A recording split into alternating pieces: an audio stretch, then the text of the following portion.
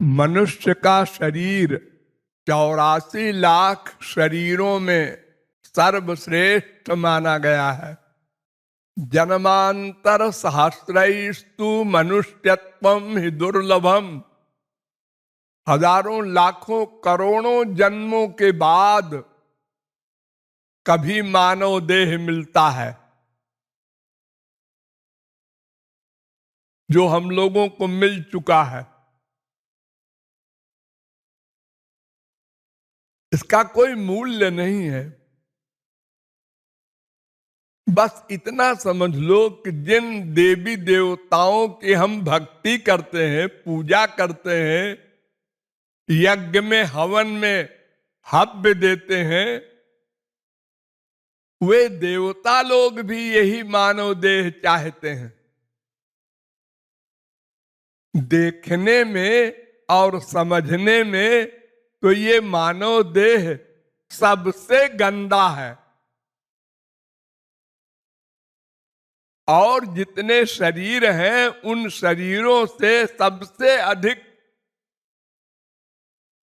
गंदा भी है और इसकी बनावट भी बड़ी जटिल है। इतनी नसें, इतनी नाड़ियां, इतनी हड्डियां, इतने पार्ट्स हैं इस शरीर में कि कोई न कोई पार्ट्स गड़बड़ रहता है सबका।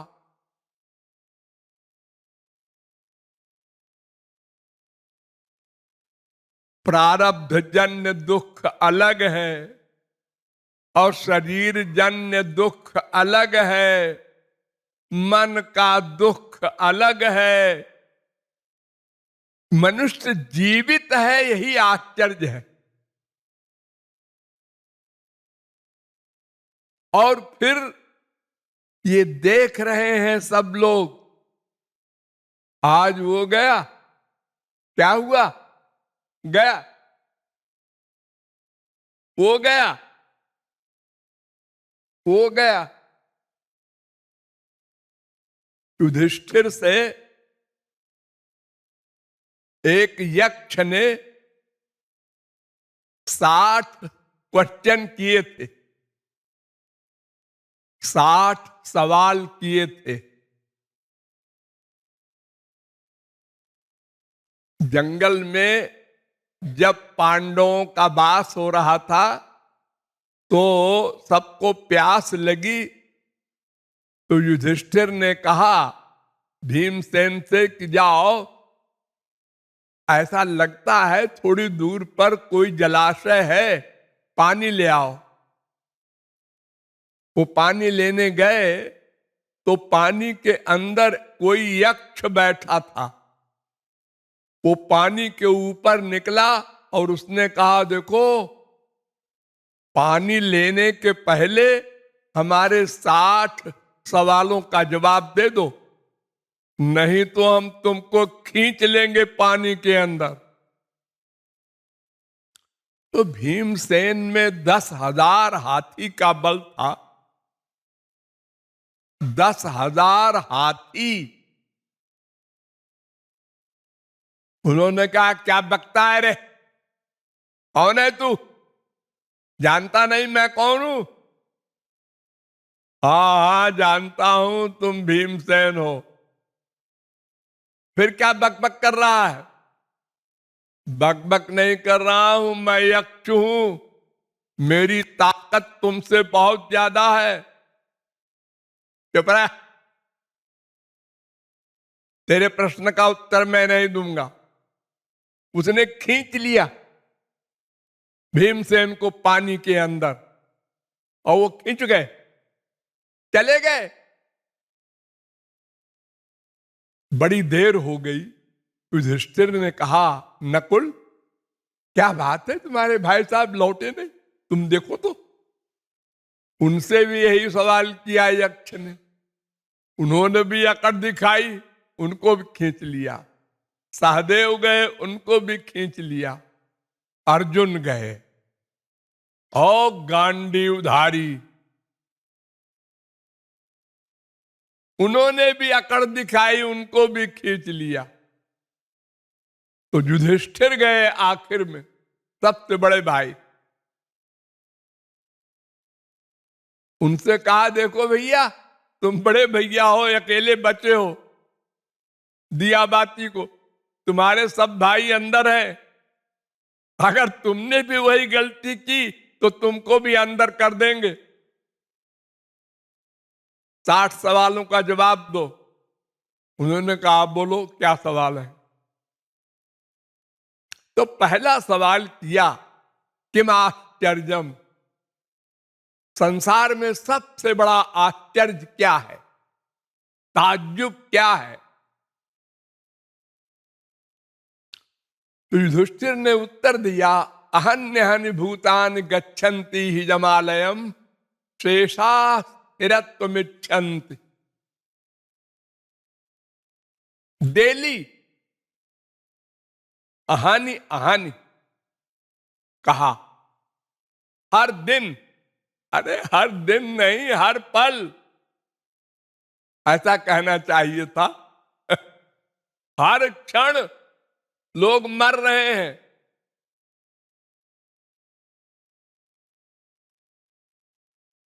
हाँ, और लोग उनको कंधे पे बिठा के ले जा रहे हैं स्मशान घाट, जला रहे हैं। हाँ, और जो जा रहे हैं उनको जलाने और लौट रहे हैं, वो पक्का सोचे हैं हमको थोड़े जाना है।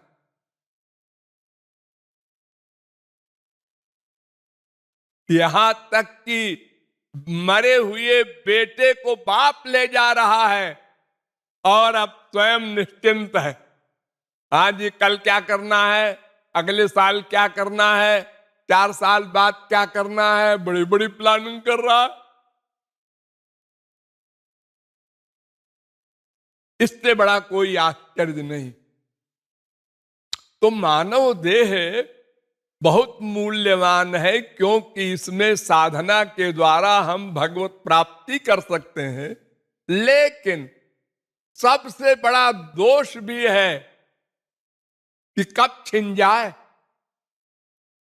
किसी को पता नहीं अपने जाने का समय, कब जाएंगे।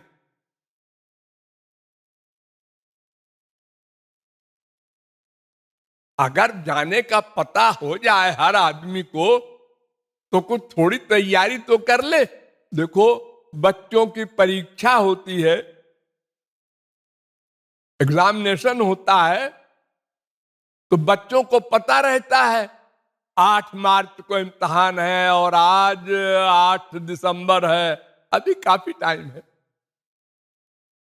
8 जनवरी हो गई, हाँ अभी है टाइम। 8 फरवरी हो गई, हाँ अभी है, 1 महीना है। अब और 4 दिन रह गए, हाँ पढ़ना चाहिए। रात रात भर जागते हैं बच्चे, चाय पी पी करके, अब पढ़ते हैं, तैयारी करते हैं। उनको पक्का पता है, हो गया ना 8 मार्च को इम्तिहान होगा। तो ऐसे ही अगर मनुष्य को मालूम हो जाए कि इस तारीख को मरना है, तो 4 दिन पहले बस बैठ जाए, राधे राधे राधे राधे राधे, और अपना हिसाब बिठा ले। क्योंकि अंतिम समय में आपकी चित्त वृत्ति जिधर रहेगी, मरने के बाद उसी की प्राप्ति होती है। तो अगर मालूम हो तो चित्त वृत्ति को लगा दे भगवान में। हम जिंदगी भर गड़बड़ करें कोई बात नहीं, हम अंतिम समय में सावधान हो गए, बस हमारा काम बन गया। जैसे परीक्षित को मालूम था 7वें दिन हम मर जाएंगे, तो डट गए हो, भगवान में मन लगाने में लगा दिया। तो मालूम नहीं है किसी को हमको कब जाना है, इसलिए हर समय सावधान रहना पड़ेगा, हर समय। अभी आप जिसको देख रहे हैं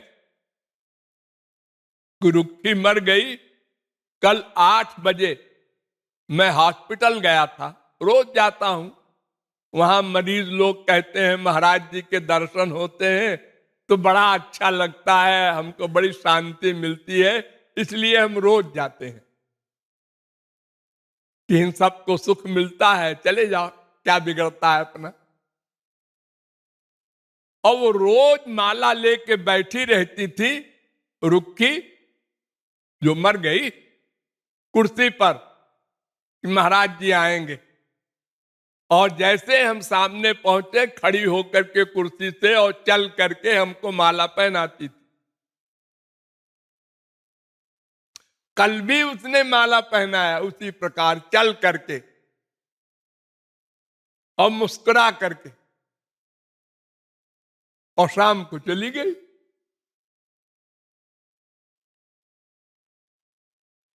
आप लोग रोज देखते हैं, कोई कहानी तो नहीं है कि यहां पुस्तक में लिखा है, मैंने भी सुना है।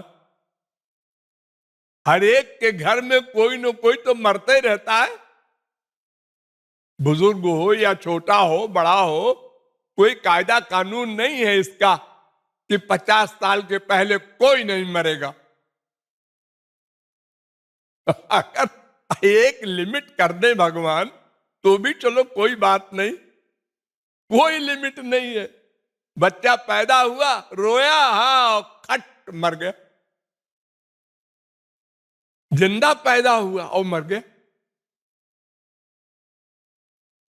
हाँ, क्या हुआ लड़का को, आईएएस में आ गया, अच्छा, खुशी मनाओ, अरे पटाखे दग रहे हैं, मिठाई बट रही है, और हार्ट अटैक हुआ, मर गया। क्या हुआ, मर गया। अरे वो तो अभी अभी ऐसा, आओ, अभी अभी ऐसा था, अभी अभी ऐसा हो गया। ये सब हम लोग देख रहे हैं, लेकिन बचे हुए लोग नहीं सोचते। अन्यथा सावधान रहे, एक सेकंड को भी लापरवाह न रहे, क्योंकि अंतिम समय में जो बुद्धि होगी हमारी, वही गति मिलेगी हमको। तो सबसे बड़ा आश्चर्य यही है। ये उत्तर जब मिला तो संतोष हुआ यक्ष को। इसी प्रकार 60 सवाल हैं, उनके जवाब दिया और फिर सब चारों भाई को लेके वो चले गए। तात्पर्य खाली इतना है कि हम लोग सब देखते, सुनते, जानते, बूझते हुए भी और लापरवाह बने हुए हैं। और अगर कोई कह दे जरा आप कमअकल है, क्या कहा, कमअकल कहा, मुझे जबान खींच लेंगे। अरे अरे अरे अरे सर्वज्ञ हो तुम। अरे नहीं, सर्वज्ञ तो भगवान होता है। तो कमअकल भी नहीं हो, सर्वज्ञ भी नहीं हो, फिर क्या हो, लक्कड़ पत्थर हो। अरे कुछ तो मानो अपने को। नहीं है तो अल्पज्ञ, लेकिन सुना नहीं जाता, बड़ा खराब लगता है। क्यों? अरे भाई, क्यों लगता है खराब? सिर में तुम्हारे काले बाल हैं, हाँ, तो क्यों है? अरे भाई, ये तो ऐसे हैं, बस बनावट है। हाँ, तो फिर उसी प्रकार समझ लो कि नियम है, नियम ईश्वरीय नियम, वैसे संसार के नियम। तो हम लोग लापरवाह हैं। वेद कहता है न स्व उपासित, उधार न करो, उधार न करो, कल करेंगे, कल करेंगे। कल हो न हो। एक बार युधिष्ठिर जब राजा बन गए तो एक ब्राह्मण आया और उसने कहा मुझे लड़की की शादी करना है, मैं बहुत गरीब हूं, 10 तोला सोना दे दीजिए। उन्होंने कहा अच्छा अच्छा, आज तो मैं बहुत बिजी हूं, कल आना। भीमसेन खड़े सुन रहे थे, उनको बड़ा खराब लगा। उन्होंने कहा भैया ने ऐसा क्यों कहा कलाना? अरे हमसे कह देते कि भीमसेन उनको दिला दो 10 तोला सोना। तो भीमसेन ने कहा ठीक है, हम भी मजाक करते हैं। तो भीमसेन ने बुलाया प्राइम मिनिस्टर को और कहा देखो शहर में अनाउंस करवा दो, आज बहुत खुशी का समय है, सब लोग उत्सव मनावें। अब आतिशबाजी होने लगी और सब सजावट और सब। युधिष्ठिर ने देखा कि आज क्या है, न रामनवमी है, न जन्माष्टमी है, न कोई त्योहार है, ये क्या बात है, लोग ऐसी खुशी मना रहे हैं। तो पूछा, तो उसने कहा कि मिनिस्टर साहब ने कहा, मिनिस्टर से पूछा, उन्होंने कहा, प्राइम मिनिस्टर ने कहा, प्राइम मिनिस्टर को बुलाया, उन्होंने कहा आपके भैया ने भीमसेन ने कहा, भीमसेन को बुलाया, तुमने ऑर्डर दिया? हाँ भैया। क्या बात है, क्या खुशी है आज? अरे भैया आज तो आपने काल को जीत लिया। काल को जीत लिया क्या मतलब? मतलब आपके अंडर में है काल, यमराज। अरे गधे में यमराज भी भला किसी के अंडर में होता है? तो फिर भैया आपने उस ब्राह्मण से क्यों कहा कल आना? आप कल ना रहे तो?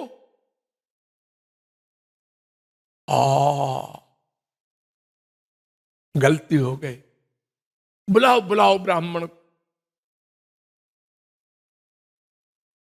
तो उद्धार करना, यही हमने अनंत जन्म किया।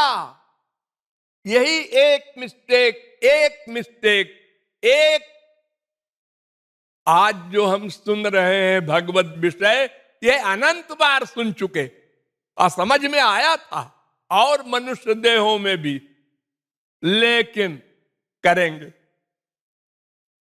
करेंगे। अभी तो हम 25 साल के हैं, अभी तो हम 40 साल के हैं, अभी तो 50 साल के हैं। करेंगे, करना है जरूर है, तो आवश्यक है। अरे क्या आवश्यक आवश्यक बोलता है? अरे करना है, नहीं करो। एक सेकंड खराब न करो, कब राम नाम सत्य हो जाए। उधार न करो, उधार न करो। और हमने किया, बस यही भूल है। शेष फिर